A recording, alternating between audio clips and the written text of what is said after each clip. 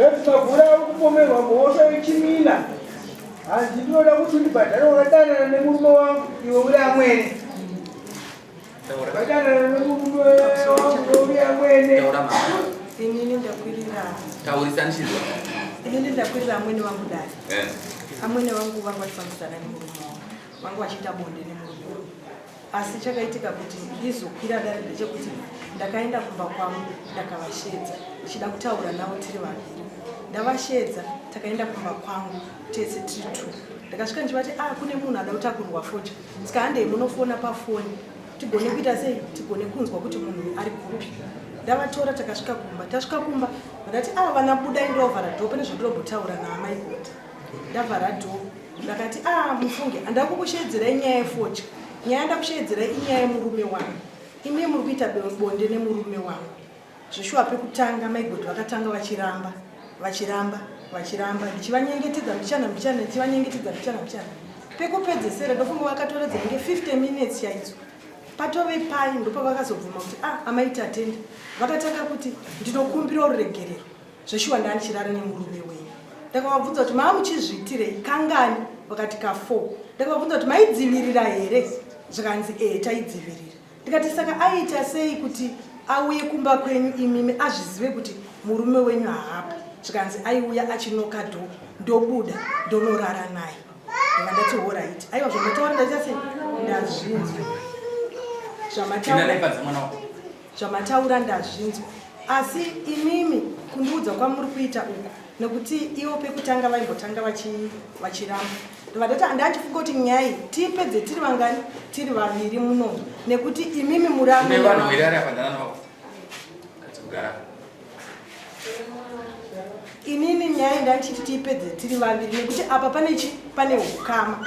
Zveshuwa vakandikumbira ruregero vakataiwa ndokumbira ruregero maita 10. Asi bvandazoti imimi ndoda kuti mufonere murume wangu mumuudze kuti zvangatichiita zvezvi amaita tenda vakuzviziva. Takatsvaga foni inini pandakatanga kutaura navo amai avo ndakaisa rekodi ndakanga ndichiva rekodi. Saka kutaura kwese kwatakaita naamai avo rekodi yacho ndinayo. Foni iye ndo yatakazoshandisa patakuda kuti vachifonera murume wangu. Vafonera murume wangu akabva ati zvipi zvamuri kutaura zvatanga tichiita.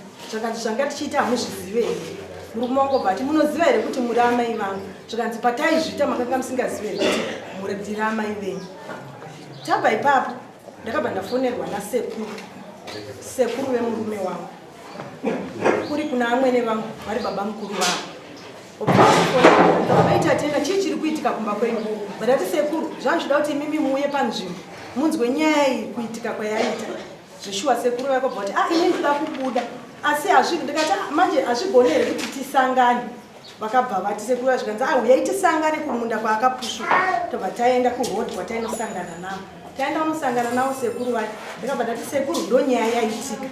Asi amaigoti pavakaona sekuru vakabva vatanga kuti amaita tenda vandimbunyikidzwa sekuru vamukuru amaitenda vandimbunyikidzwa.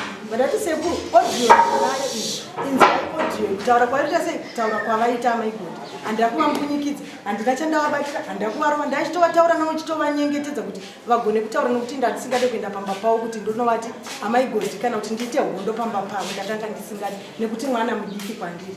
Saka ndabva ipapo sekuru vayo vakabva vati ini amaita tenda ndakuenda pane kwandiri kudiwa ndakumhanyira pane kwandiri kudiwa. Vandati ahora sekuru ivo vakabva vasumuka vega nemuromo wazvikanzi vamurumira ndikudze chokwadi.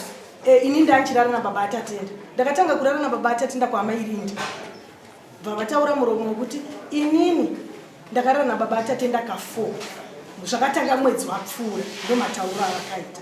Saka nyaya yangu yakazotongwa kudare rasabhuku kadya uta asi vandati ngaienderere mberi ndosaka ndauya pano changa. murume wako murume wangu haapari basi. iwe murume wako pajauta pamushowani kwasire uko ulikuwa na mombe ndamuswita iwe waingwa nyaya rushirina anyaya ndinachekutora kuti nanda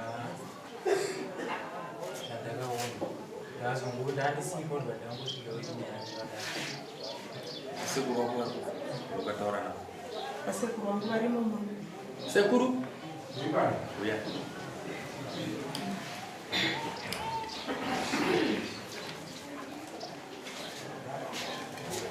Mira pakati. Ndakukura chakamisa. Sandinazokuya kudii siwasataura.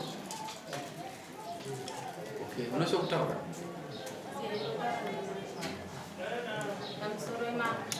Ninya ya kutaura mai ainandiziva nokuti amai vakauya kumba pangu vakanditora zvechitsotsi zvoti vakasvika vakati amai goti kune munhu kana iwe usingaizive chitengo tandizi. ina hanyaya yandiziva.